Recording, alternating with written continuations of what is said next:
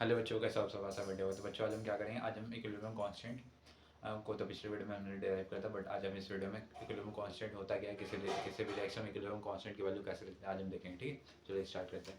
आज का टॉपिक हमारा होगा इक्विलिब्रियम कांस्टेंट पे। ठीक है, केसी पे इक्विलिब्रियम। चैप्टर हमारा कौन सा? इक्विलिब्रियम, चैप्टर 7,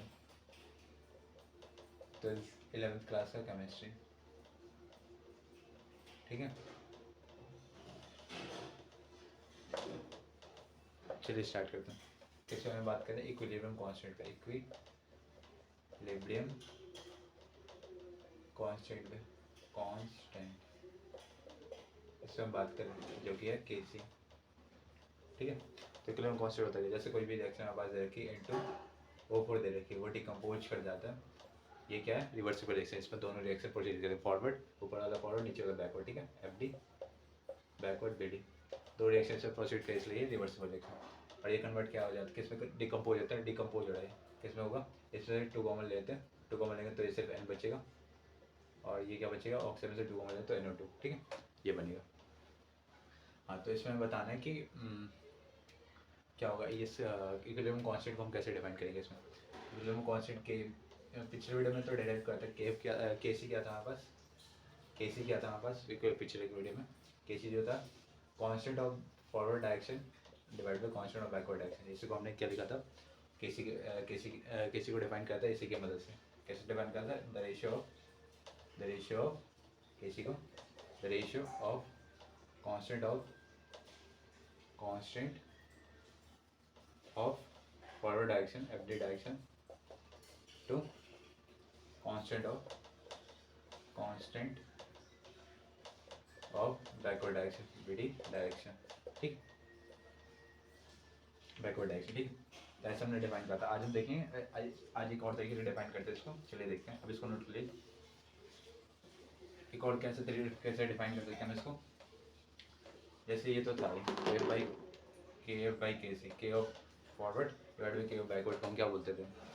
दोनों के कांस्टेंट, फॉरवर्ड डायरेक्शन का जो कांस्टेंट होता है, जब भी हम फॉरवर्ड डायरेक्शन कैसे लिखेंगे?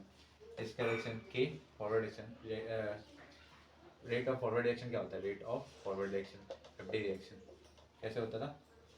क्या एक कांस्टेंट पूरे रिएक्टेंट का, अगर जब भी हमें लिखना हो वो रेट, पूरे के लिखते थे कांस्टेंट, या फॉरवर्ड डायरेक्शन का लिखते के फॉरवर्ड डिवाइड बाई ये जो था इनटू O4, और इसका कोफिशिएंट 1 था तो पावर में ऐसे लिखते थे। आपको ये देखना हो तो पिछले वीडियो आप देख सकते हैं। ठीक है, उसमें मैंने बताया हुआ है। तो आप अगर हम के सी निकालना हो तो इन दोनों का रेशियो लेते थे। एक और तरीका, इसको हम कैसे लिखते थे? NO2 जो प्रोडक्ट होता है, प्रोडक्ट की concentration of product divided by reactant की कंसेंट्रेशन। रिएक्टेंट कितना है? इंटू O4, और साथ में यहाँ पर हम पावर्स को भी यूज करते हैं। पावर्स कैसे आती थी? इसका कोफिशिएंट कितना है? 1, इंटू O4 का कोफिशिएंट 1 है तो इसकी पावर बना जाएगी, NO2 का कोफिशिएंट कितना 2 तो इसकी पावर हो जाएगी। तो ऐसे होता था। ठीक है, तो हाँ, तो प्रोडक्ट की कंसेंट्रेशन डिवाइडेड बाई रिएक्टेंट की कंसेंट्रेशन। तो किसी को और भी डिफाइन कर सकते हैं कैसे? The ratio of the concentration of product to the concentration of reactant in which each coefficient term are raised to their power. ठीक है, तो इसको किसी को और कैसे डिफाइन कर सकते हैं? The ratio of concentration of square के ब्रैकेट क्या बताता है हमारे पास? कंसेंट्रेशन। ये स्क्वायर जो ब्रैकेट है ये कंसेंट्रेशन बताता है, ये वो भी बता सकते हैं। कंसेंट्रेशन टर्म है ये। ठीक है, कंसेंट्रेशन बताता है। रिप्रेजेंट कंसेंट्रेशन ऐसा लिख लेते हैं, रिप्रेजेंट ये जो स्क्वायर ब्रैकेट है, स्क्वायर ब्रैकेट ये बताता है बस कंसेंट्रेशन टर्म। तो रिप्रेजेंट कंसेंट्रेशन। ठीक है, कंसेंट्रेशन को बताया। Concentration means molarity. ठीक है, मोलैरिटी। ठीक है, इसको बताता है बस। हाँ, तो इसका डेफिनेशन क्या होगा? केसी का दूसरा definition, the ratio of concentration of product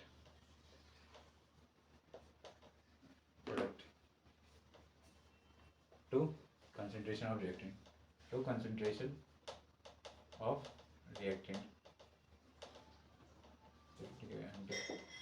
in which each concentration term are raised to their power, in which each coefficient term CFICI coefficient क्या होता है, जो भी किसी वेरिएबल के आगे नंबर लिखा होता है, ये भी वेरिएबल हो गया मैथ के इधर, तो इसके आगे जो कोफिशिएंट कितना है 1, तो इसका कोफिशिएंट 1 है, ये भी वेरिएबल होगा तो इसका आगे कोफिशिएंट 1, तो ठीक। तो और तो क्या होगा, which in which the each coefficient term are raised to the power, coefficient terms are raised to their power, raised to their powers, to their powers. इस वजह की जो सभी कोफिशिएंट टर्म होते हैं वो जब भी हम उन दोनों का रेशियो लिखते हैं उसमें पावर्स में जाएगा, देयर पावर्स, ठीक है। तो किसी को कैसे डिफाइन कर सकते हैं कि ये प्रोडक्ट की कंसंट्रेशन और रिएक्टेंट कंसंट्रेशन दोनों का रेशियो होता है, जिसमें कि क्या होता है, जो प्रोडक्ट की कंसंट्रेशन होगी उसका जो कोफिशिएंट होगा उसकी पावर में चला जाता है, और रिएक्टेंट की जो कंसंट्रेशन होती है उसका जो कोफिशिएंट होगा वो उसकी पावर में चला जाता है, ठीक। तो आप ऐसे लिख सकते हैं, ठीक है। तो ये इसकी डेफिनेशन होगी, सेकंड डेफिनेशन। और पहले वाले पिछले वाली वीडियो में बता रखे हैं, और ये बता दें के बाई के सी कौन सा था, ये फर्स्ट डेफिनेशन, ठीक है, फर्स्ट डेफिनेशन, और ये सेकंड डेफिनेशन, ठीक है। आप नोट कर लीजिए, से केसी को कैसे लिखते हैं, किसी क्वेश्चन वो बताता हूँ, ठीक है, ऐसे कर लो। केसी को कैसे लिखते हैं, इक्विलिब्रियम कांस्टेंट को। अब इसी जो सेकंड डेफिनेशन था, सेकंड डेफिनेशन उसी का यूज करके हम केसी को लिखते हैं, ठीक है। हाँ, तो चलिए देखते हैं केसी को कैसे लिखते हैं। जैसे यही था, यही हमारे पास दे रखे हैं, ये इक्वेशन दे रखे हैं। मान लेते हैं स्टार्टिंग में इसका जो इनिशियल जो कंसंट्रेशन थे, इनिशियल कंसंट्रेशन दोनों की, इनिशियल कंसंट्रेशन दोनों की जो दे रखे हो, कितने दे रखे हैं, इसका दे रखा है सी, इसका जब ये इनिशियल ले रखा है तो इसने डिकम्पोज तो कर नहीं होगा, तो ये जीरो, इसका कुछ भी अमाउंट बना नहीं होगा। और इक्विलिब्रियम पे देखें तो एट इक्विलिब्रियम जब अचीव कर चुका होगा ये रिएक्शन इक्विलिब्रियम, तो क्या होगा, जब ये रिएक्शन इक्विलिब्रियम अचीव कर चुका होगा तो इसकी कंसंट्रेशन कुछ घट चुकी होगी, क्योंकि इसमें से कुछ पार्ट इसमें इसका डिकम्पोज हो चुका होगा, तो इसका जो अमाउंट था वो घट चुका होगा। तो इसमें मान लेते हैं कि इसमें से जो इसका सी अमाउंट था उसमें से कुछ अमाउंट एक्स घट चुका है, ठीक है, एक्स अमाउंट उसने डिकम्पोज कर दिया, इसमें से इसने एक्स अमाउंट अपना डिकम्पोज कर दिया, ठीक है। तो यहाँ पे कितना बना होगा, यहाँ पे कितना बना होगा, इसका एक्स का 2x पार्ट बना होगा ना, इसके 1 मोल, इसके 1 मोल, इसके 2 मोल के साथ रिएक्ट करते हैं, तो इसके जो x मोल डिकम्पोज होंगे तो इसके 2x मोल बनेंगे, ठीक है। क्या वो क्या था, मोल्स कंसेप्ट में आपने पढ़ा होगा ना, मोल्स कंसेप्ट फर्स्ट चैप्टर था, कंसेप्ट 11th का। इससे क्या बताया था कि जो इसका जो 1 मोल इसके 2 मोल बनाता है, तो इसका जब x मोल डिकम्पोज होगा तो इसके दो 2x क्या बनाएगा, 2x अमाउंट बनाएगा डिकम्पोज होकर, इसका x मोल डिकम्पोज होकर इसका 2x अमाउंट बनाएगा, क्योंकि इसका 1 मोल इसके 2 मोल्स के साथ रिएक्ट करता है, तो इसका x अमाउंट डिकम्पोज होकर इसका 2x अमाउंट बनेगा, ठीक है। तो आप ऐसे लिख सकते हैं, या फिर एक और तरीका आप समझने का, अगर इसका x अमाउंट खर्च होता है, x अमाउंट कैसा है, यहाँ पे कोएफिशिएंट बनता है तो यहाँ पे 1x हुआ, यहाँ पे कोएफिशिएंट कितना तो यहाँ पे 2x बन जाता है, ठीक है। यहाँ से जितना रिलीज होता है, जितना कोएफिशिएंट होता है उतने ही x आते हैं, यहाँ पे 2 कोएफिशिएंट था इसलिए यहाँ पे 2x आ गया, या फिर मोल्स कंसेप्ट से जा सकते हैं, ठीक है। तो ऐसा आपको समझ आ गया होगा। तो अब कैसे करेंगे, इसका x अमाउंट इक्विलिब्रियम पे क्या हुआ, यहाँ पे इक्विलिब्रियम पे क्या हुआ कि इसका जो रिएक्टेंट है इसका x अमाउंट डिकम्पोज हो चुका है, तो इसका कितना अमाउंट बनेगा, इसका 1 मोल इसके 2 मोल्स बनाता है के साथ रिएक्ट करता है, तो इसका x अमाउंट डिकम्पोज होकर इसका 2x अमाउंट बनाएगा, फिर 2 कोएफिशिएंट है, ठीक है। तो बन चुका है इक्विलिब्रियम के हमारे पास कंसंट्रेशन हम आ चुके हैं। अब हम केसी लिखेंगे, केसी क्या होता है, केसी होता है इसका प्रोडक्ट की concentration divided by reacting concentration, तो प्रोडक्ट की concentration NO2 divided by reacting concentration क्या है N2O4, इसकी कंसंट्रेशन। अब क्या करते हैं, पावर्स में भेजने, इसका कोएफिशिएंट कितना था NO2 का पावर कोएफिशिएंट 2, तो NO2 की पावर 2, N2O4 की कोएफिशिएंट कितना है 1, तो इसका पावर 1। और हमें क्या करना है, अब सिर्फ वैल्यू पुट करनी है, NO2 का इक्विलिब्रियम पोजीशन ये रही इक्विलिब्रियम, ठीक है, ये वाली। तो इक्विलिब्रियम पोजीशन पे NO2 ये रहा ना, NO2 के इक्विलिब्रियम पोजीशन पर कंसीडरेशन कितना 2x, तो 2x इसका होल स्क्वायर दे रखा, तो होल स्क्वायर डिवाइडेड बाई इसका कितना दे रखा है N2O4 की कंसीडरेशन कितनी है, इक्विलिब्रियम पे बात करते हैं। केसी क्या होता है, केसी इक्विलिब्रियम कौन सा,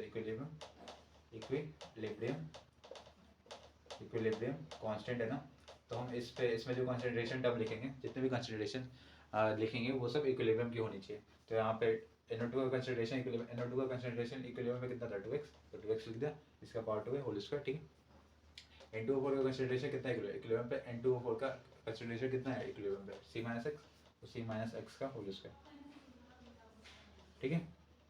अब इसको सॉल्व करना है, बस कैसे होगा सॉल्व, ये 4 2 का स्क्वायर इंडिविजुअल का होल स्क्वायर हो जाता है, तो 2 का स्क्वायर 4, x² डिवाइडेड बाई क्या होगा, स्क्वायर ब्रैकेट रहने देते हैं अभी, c minus x whole square. कैसे लिख सकते हो आप इसको, अगर इसमें नेगलेक्ट करना चाहो तो कर सकते हो, बट करने के नहीं भी करना तो मत कर सकते, आपकी मर्जी है। c minus x whole square, ठीक है, क्योंकि एक्स अमाउंट छोटा होता है तो नीचे से नेगलेक्ट कर सकते हैं, बट नहीं करना चाहते तो कोई बात नहीं, ठीक है। तो ये बचेगा हमारे पास। अगर a माइनस बी का होल स्क्वायर भी लगाना चाहते हो तो वो भी लगा सकते हैं। a माइनस बी का होल स्क्वायर क्या होता है, a square plus b square और बीच में -2 भी आता है, ठीक है, -2a भी।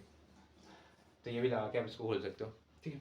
तो ऐसे आपको समझ आया होगा, केसी को हम ऐसे लिखते हैं, ठीक है, किसी भी रिएक्शन में हम केसी को ऐसे लिखते हैं, ठीक है। तो ऐसा समझ आएगा। तो ऐसा आपको वीडियो अच्छी लगी होगी तो पढ़ते रहिए बच्चों, फिर मिलते हैं नेक्स्ट वीडियो में। तब तक के लिए बाय बच्चों।